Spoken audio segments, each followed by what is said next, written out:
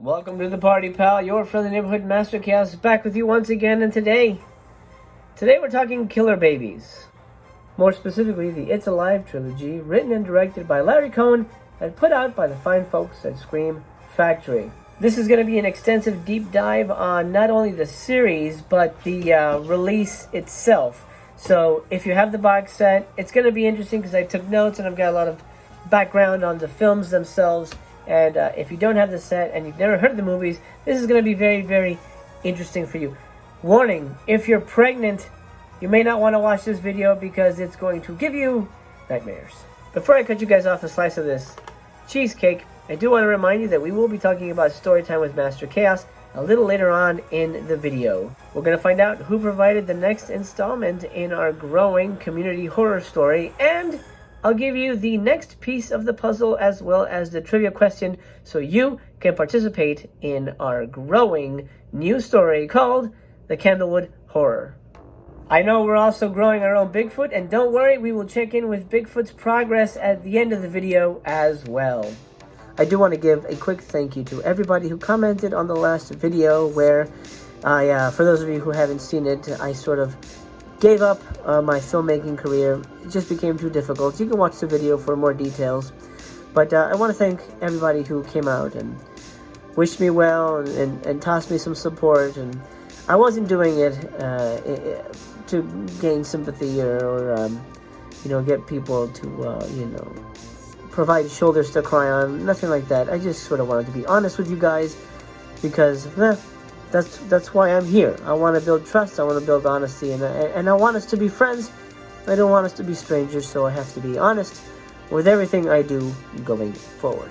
Anyway, let's talk about crazy babies. First off, of course, the only place to begin is at the beginning.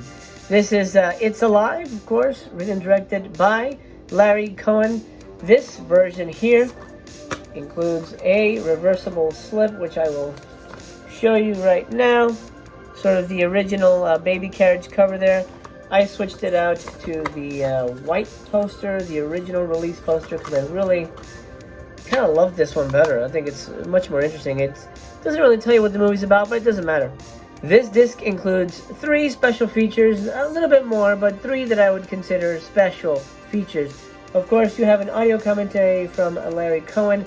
Now, he mentions a couple times in the commentary that the film looks great for the DVD release, so I'm guessing that's an old commentary that they sourced from some other release that wasn't made exclusively for this packaging, because I do believe that Mr. Cohen had passed away before this came out.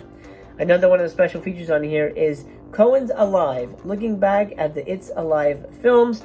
This is a 18-minute documentary, and it features interviews with Mr. Cohen, of course, actors James Dixon, Michael Moriarty, Lorraine Landon, and more. It covers the entire franchise, so it sort of makes up for the lack of special feature documentaries in the other releases. This covers mostly part 1, but it does talk about part 2 and part 3 as well. That's where Lorraine Landon and Michael Moriarty come into play.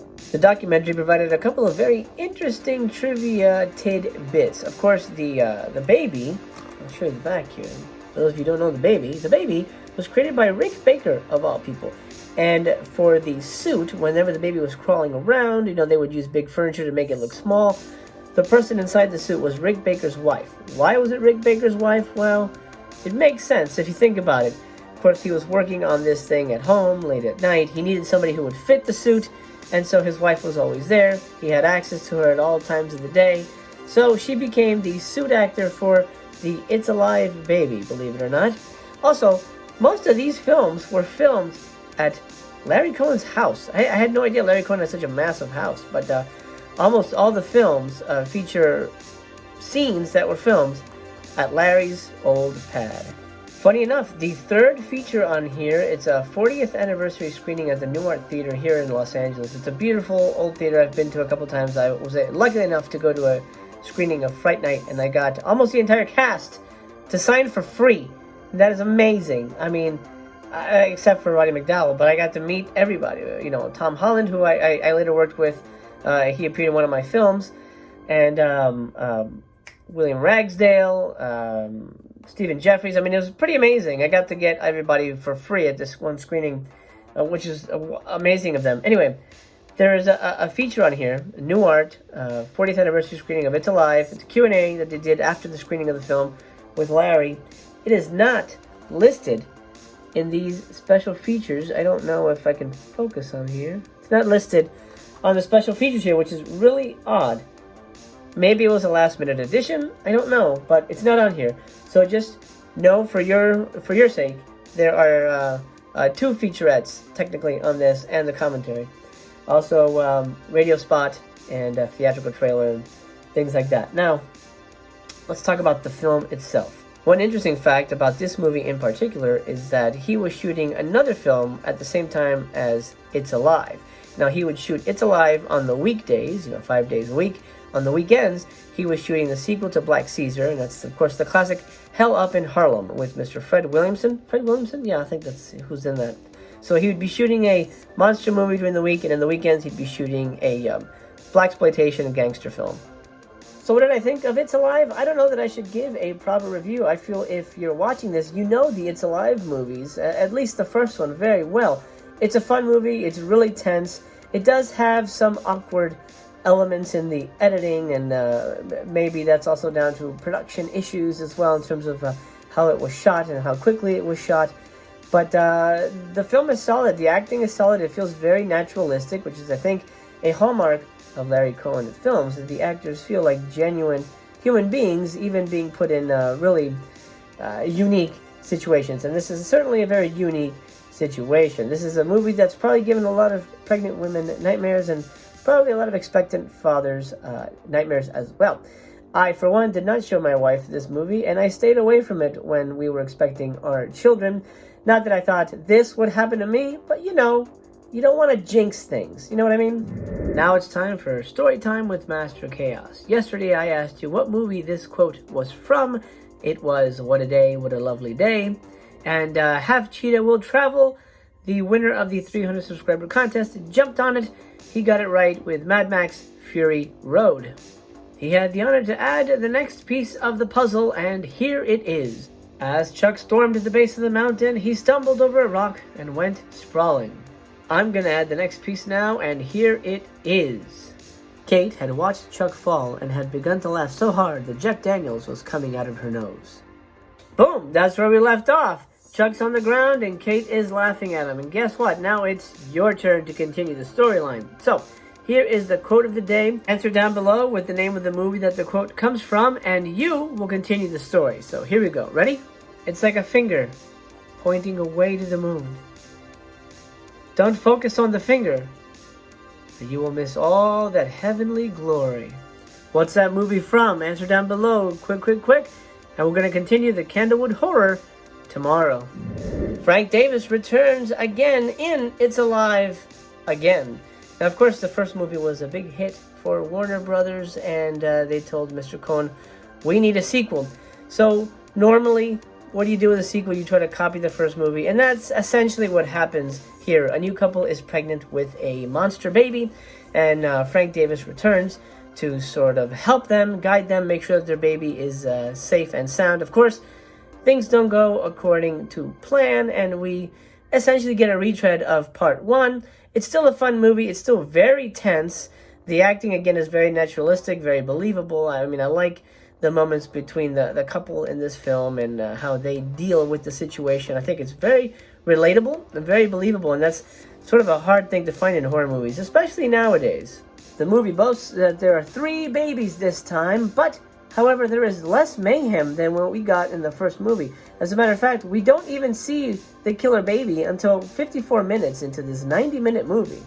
There's a couple of great moments, but there's also a lot of goofy moments. There's this one snake scare that is super goofy, and there's also a lot more of that really janky, kind of awkward, amateurish editing that I think really hampers a lot of the scenes, and it really makes it feel like, I don't know if he was trying to go for a documentary style, but it didn't feel smooth and fluid. It felt really choppy and almost almost film schoolish, to be honest. The film does take a couple of shocking turns, but it delivers a very lame third act, which is a disappointment because the bulk of this movie is pretty tense and exciting, and there's never a dull moment. I mean, even if we don't get to see the creatures until almost the end of the film, it's still a really fun watch. But that subsequent ending is so lackluster that overall it's definitely a lesser film when compared to part 1.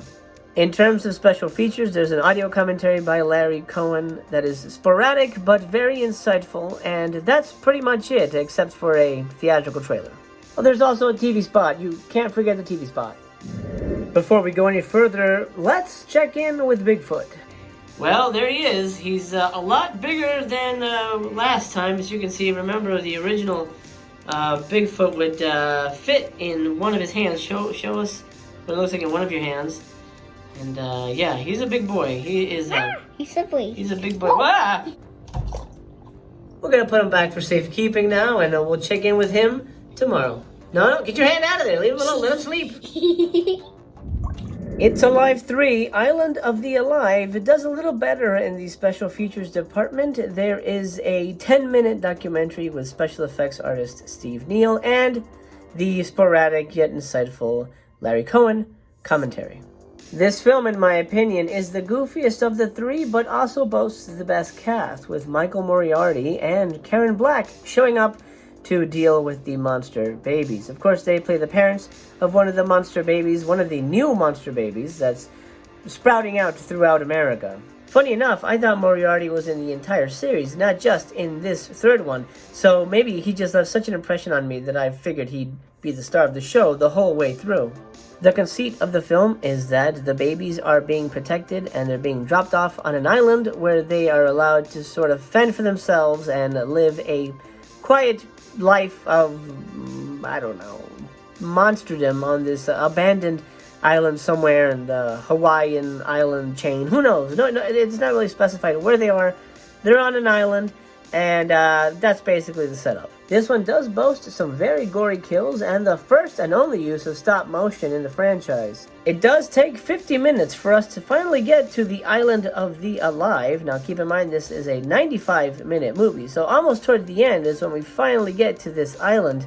And once we're there, we're only there for 5 minutes. We leave the island almost immediately, and it doesn't factor into the plot almost at all. Kind of reminds me of Jason Takes Manhattan, you know, where he's barely in Manhattan and he's mostly on this boat just kind of fucking around. The movie is sort of divided into two parts, in my estimation. The first part is Michael Moriarty being depressed that Karen Black divorced him because she considers it his fault that they had a monster baby, and him trying to get laid and trying to make a career for himself after becoming famous with the monster baby thing. He's decided to become an author and sort of write about his struggles and his experience with the monster babies, which still don't have a name, so they're just sort of called the children, or it. The second half of the film, divided in the middle by the island sequence, is Michael Moriarty teaming up with the now grown babies, who are essentially dwarves in sort of over-exaggerated monster makeup. I don't know if... Well, they're not on the back, so I can't show you what they look like on the back, but basically picture the baby. I'll put that on a dwarf body.